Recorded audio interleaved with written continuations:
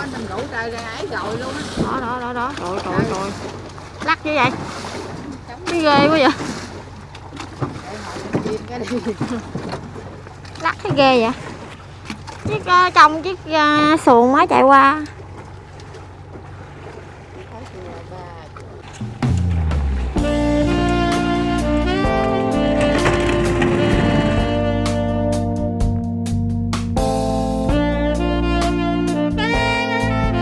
Kim Ngân xin chào tất cả ông bà cô chú anh chị nha. Chào mừng mọi người đã đến với kênh YouTube của Kim Ngân.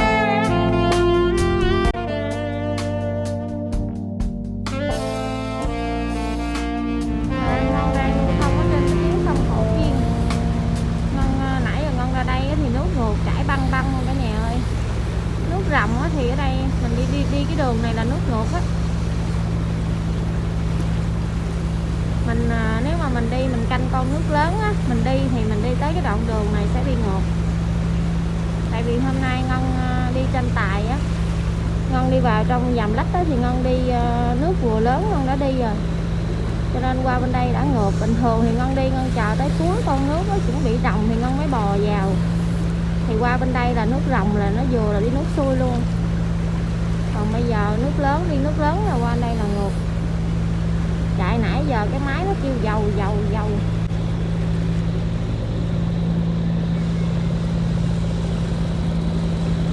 Đó, mọi người nghe cái tiếng máy ở phía sau không? Rồi Ngân chạy ra lớn á. Tại nước ngược mà mình chạy ra nhỏ, với lại mình đang chạy tranh tài nó không có chạy ra nhỏ được. Chạy ra nhỏ nó không có đi, cho nên bắt buộc phải chạy ra lớn. Chuẩn bị quẹo vào trong cái giàm này nữa thì Ngân sẽ tới ngay chỗ trạm Măng Thích nha. Bây giờ chuẩn bị quẹo một cái cua nữa thôi là chuẩn bị đi vào trong giàm nè. Đây là cái đoạn đường ở phía sau mà xà lan của Ngân đi qua. Chút xíu nữa thì đi vào trong trạm Măng Thích á, thì Ngân sẽ là người đi lên trình trạm ông xã Ngân chạy. Trình ngay trạm Măng Thích á, thì mình sẽ đi tiếp. Ngay chỗ cái cua chỗ này nè, cái cua này cạn dữ lắm luôn, cho nên là Ngân không có ôm sát cái cua, mà Ngân sẽ ôm hơi lơi một chút xíu. Nước bây giờ là nước lớn đầy dữ lắm rồi. Con nước này thì Ngân sẽ đi một mạch ra Chợ Ôn luôn. Chắc là từ ở đây mà Ngân đi ra Chợ Ôn chắc khoảng 12 giờ 1 giờ đêm thì mới tới. Rồi nước ngày mai thì Ngân sẽ đi qua Cần Thơ luôn. Từ cái chỗ Măng Thích này mà Ngân đi ra tới Chợ Ôn là khoảng bình thường Ngân đi thả ha là khoảng 7 tiếng, từ 7 tiếng đến 8 tiếng. Nhưng mà hôm nay thì đi con nước này mình không có thả, mình sẽ chạy luôn. Khoảng chắc Ngân đi khoảng 6 tiếng 12 giờ thì Ngân sẽ ra tới Chợ Ôn. Nước bây giờ nước đang lớn, ngay chỗ này nước chảy dữ lắm luôn mọi người. Đó, ở phía trước đó thì có một cái cây đó là cái cây đầu cồn á, cái cây đèn tín hiệu báo đầu cồn á. Ngay chỗ này có cái phao. Cái cua này nếu mà mình ôm sát cua quá mà mình cũng bị cạn nữa. Còn nếu mà mình chạy qua bên kia sông quá mình cũng bị cạn nữa. Cát không luôn á, chỗ này là cát không à. Ôm qua cái cua thì mình sẽ lên ga một chút xíu. Tại vì bây giờ nước đang lớn, nước chảy mạnh lắm. Đi vô trong cua này thì người ta bán trái cây nhiều lắm mọi người ơi. Nhưng mà nước lớn từ lúc 11 giờ trưa tới giờ, bây giờ là 2-3 giờ chiều rồi. Không biết là còn ai bán không, tại vì xà lan người ta đi hết rồi. Những cái xuồng trái cây này bán cho những cái xà lan mà người ta đậu ở đây chờ á. Đây, chiếc của anh Khảm đang quẹo qua cái cua thì ngay chỗ gần cái cua đó là trạm giao thông của Măng Thích. Chút nó đi tới đó thì nếu mà trạm có làm việc thì Ngân sẽ là người đi vào trong trạm Ngân trình. Ngay chỗ này thì mình trình trạm mình sẽ đi đò vô. Chứ trạm ở chỗ này không có chạy bo, mình phải đi đò vô mình trình. Còn nếu mà không có làm việc thì mình sẽ đi qua luôn. Như hôm nay trạm không có làm việc hay gì á, Chiếc của anh Khảm chạy luôn rồi đó. Trạm này không có làm việc rồi. Ở trong đây là chợ Quế An nè. Chợ Quế An.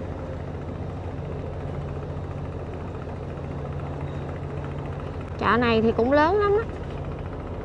Chợ Quế An. Chợ này bình thường khi mà đậu trà nước thì Ngân cũng hay đi lên chợ này Ngân đi lắm. Trên chợ đó bán nhiều đồ lắm luôn á.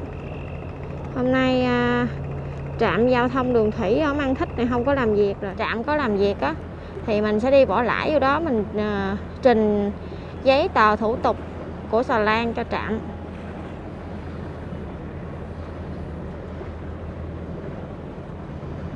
Bây giờ mình sẽ chạy đi luôn nha. Bình thường cái nơi này là cái nơi mà Xà Lan Ngân hay đậu chờ nước ở đây nè. Xuồng ghe tấp nập buôn bán trái cây đủ thứ hết đó. Bữa nay thì vắng lắm mọi người ơi, không có ai bán gì hết á.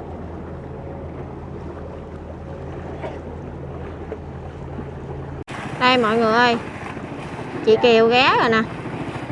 Bây giờ Ngân ra Ngân mua đồ nha.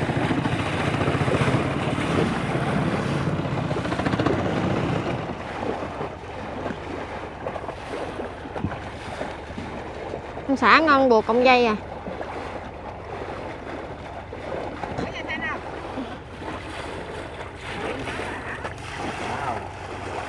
Gà, ủa gà với bữa với tắc thôi vậy hả? Có nhiêu đó đó.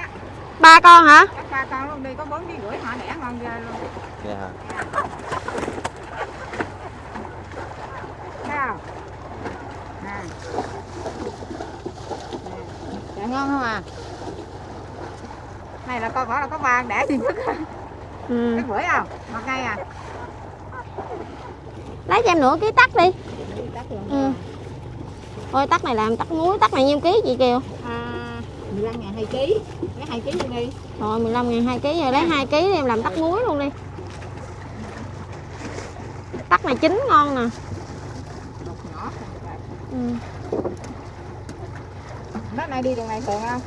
Hôm nay em có về đây đâu. Cái đại nguyên thập bưởi này đi ngon ghê luôn á. Gia Thanh lâu lâu mới có lần. Mấy đứa nó bán 20.000 xong á. Đây là chị Kiều nè. Nay cái xuồng bán gì ít đồ dữ vậy hả? Có nhiều đâu.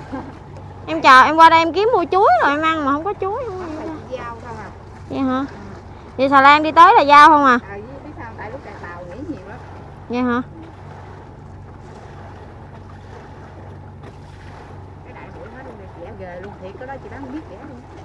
Không có má ấy đâu để có hương về trả lại chị. Em mua 4 cái này. Lâu lâu thấy có rẻ mấy nè. Tranh thủ mua đặng em chạy. Em đang chạy tài. 4 trái mà 3 kg.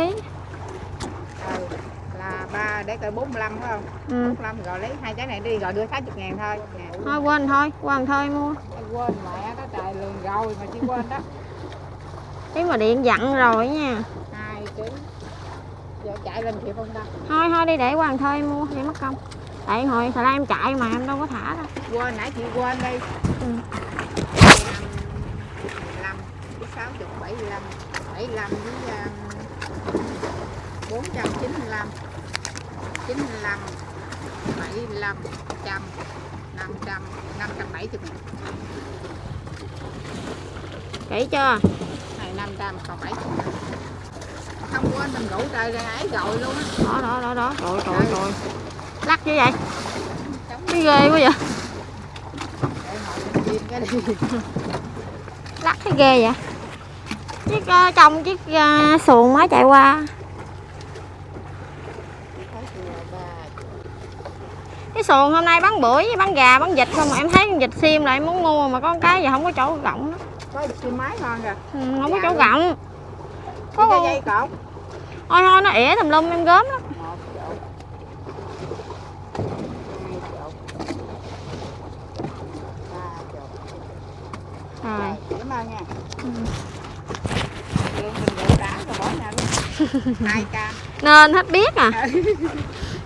Thèm qua đây kiếm dừa mua dừa chị mà. Chị giật máy tôi mở ra chị nha. Rồi giật máy đi.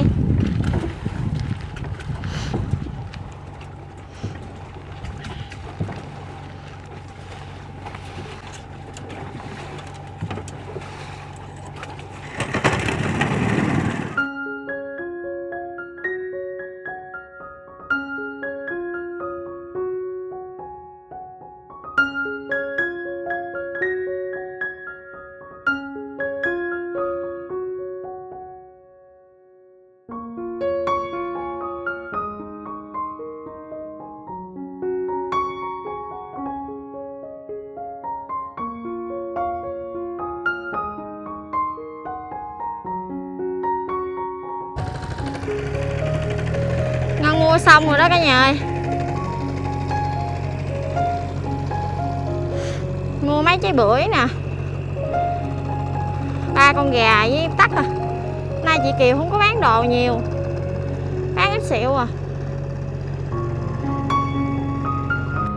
Mọi người ơi, bây giờ xà lan của Ngân thì đang lưu thông ở trên cái tuyến sông Măng Thích nha. Đây là phía bên kia bờ nè. Ở đây thì bây giờ mặt trời đang lặn á, chá nắng. Xà lan của Ngân đang lưu thông ở trên cái tuyến sông. Sông này có tên là sông Măng Thích luôn. Ở hai bên bờ thì toàn là dừa với lại trái cây không à. Đó, ở phía trong đó thì người ta trồng dừa á. Ở Măng Thích này, ở Vĩnh Long này ta trồng dừa nhiều lắm, nhưng mà dừa ở đây không có ngọt mọi người ơi. Dừa ở Bến Tre á, dừa ở bên xứ Bến Tre thì mới ngọt. Dừa này thì chua lắm. Tại vì Ngân qua đây Ngân mua dừa của chị Kiều bán á. Dừa của chị Kiều bán nó rẻ nhưng mà nó chua lắm. Bây giờ thì xà lan Ngân chuẩn bị đi tới chợ Cái Nhung nè. Ở phía trước đây là chợ Cái Nhung. Ở bên đây có cái xà lan đổ ngược chiều này. Xà lan này 2 cái neo luôn. 2 cái neo, hai cái lỗ neo làm 2 con mắt luôn á, chứ xà lan này không có con mắt luôn nè. Xà lan này chạy không thấy đường luôn à.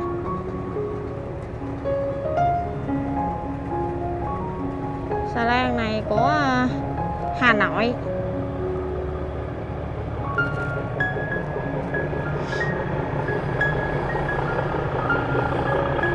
Chiếc này cái lường sâu 3,8 m lận. Chiếc này không biết chở cái loại hàng gì nữa.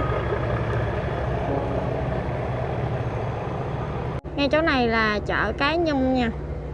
Buổi sáng mà mình ghé ở đây người ta bán đồ ăn dữ lắm luôn á. Lúc trước con có đi chợ này một lần nè. Bây giờ thì xuồng ghe ở đây cũng tấp nập luôn.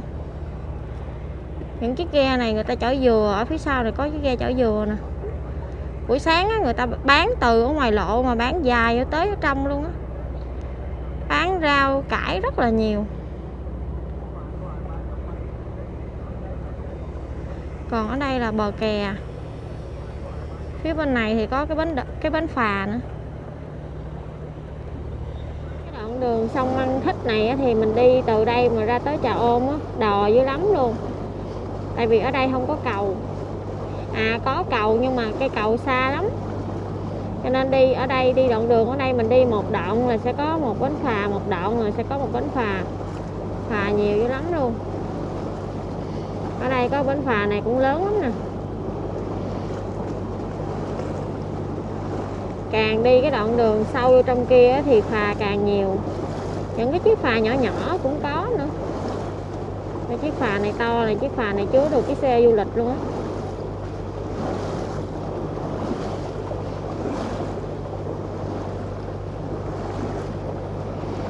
Trời ơi, ở trong đây cái hàng dừa này trái quá chừng luôn nè. Ở chỗ này có mấy cây dừa trái dữ lắm mọi người ơi, nhưng mà dừa cao quá. Quá chừng trái luôn.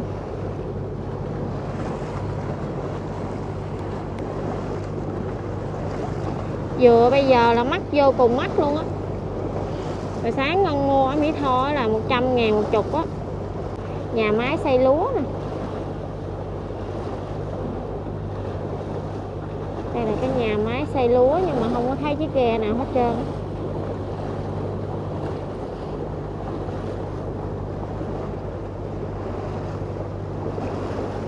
Cái chiếc của anh Khảm á. Anh Khảm ở trước, anh Khảm chạy quá chừng luôn. Xà lan của Ngân thì Ngân chạy ở phía sau, Ngân chạy 2 máy 1.100, 1.200 luôn mà chạy không lợi luôn. Tại vì chạy tranh tài chạy nhanh dữ lắm. Ngân sẽ tranh thủ cái con nước này, Ngân sẽ đi qua Cần Thơ luôn. Tối nay thì Ngân sẽ đi qua Cần Thơ, sáng mai là Ngân sẽ có mặt ở Cần Thơ á. Ở phía trước đây thì có một cái chiếc xà lan đang chở những cái một cái cần cẩu. Trời ơi, cái chiếc này chạy quá chừng chạy à. Cái chiếc này đang đi nước ngược á. Xà lan của Ngân thì Ngân đi nước xuôi. Wow. Trời ơi, trên nóc môi có cái chiếc xe Honda nữa kìa. Ghê thiệt. chiếc này chạy qua là sống nữa cho coi nè. Đó, ôi trời. Ôi, nó văng lên ướt cái điện thoại luôn à. Nó văng lên ướt cái điện thoại luôn á. Xin chào cô chú, anh chị và các bạn nha. Chào mừng mọi người đã đến với kênh YouTube của Kim Ngân. Mọi người ơi, bây giờ thì xà lan của Ngân á, Ngân đang lưu thông ở trên cái tuyến sông Măng Thích nè. Đây là cặp mà hai bên bờ sông á. Nhìn cảnh rất là đẹp luôn. Hồi nãy thì Ngân đi tới Măng Thích á, Ngân có kêu xuồng của chị Kiều. Cái xuồng mà Ngân hay mua gà, cứ mỗi lần về đây là Ngân mua gà nè. Rồi Ngân mua trái cây của chị Kiều á. Nãy Ngân có kêu chị lại, Ngân mua được 3 con gà. Rồi mua được mấy trái bưởi. Rồi mua được nói chung là Ngân đợt này thì Ngân mua ít lắm. Tại vì chị không có bán thường xuyên á, cho nên là trái cây không có nhiều, được có mấy loại à. Bây giờ thì xà lan của Ngân đang chuẩn bị quẹo cua á. Phía bên đây nó lại nắng rồi mọi người. Hồi nãy phía bên đây nó mát, bây giờ bên đây nó nắng rồi. Bây giờ là 4 giờ chiều rồi nhưng mà còn rất là nắng luôn á. Mấy hôm nay xà lan Ngân đi á, Ngân thức đêm á. Bây giờ thì Ngân bị nhức đầu rồi. Ngân mới vừa cắt 2 cái miếng sa lông bát, Ngân dán hai bên nè. Bây giờ thì Ngân đang rất là nhức đầu luôn. Bây giờ thì Ngân sẽ ráng, Ngân sẽ uống. Nãy Ngân ra phía sau thì Ngân đã uống một viên thuốc giảm đau và dán 2 cái miếng sa lông bát này cho nó đỡ đau. Sức dầu rồi vô rồi. Cứ mỗi lần mà xà lan Ngân đi về đêm á thì Ngân lại bị nhức đầu à.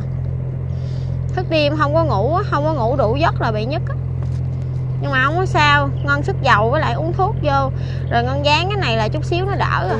Bây giờ thì Kim Ngân xin tạm dừng video ở đây. Hẹn gặp tất cả ông bà cô chú anh chị vào những video tiếp theo. Bye bye, xin chào và hẹn gặp lại. Bye bye.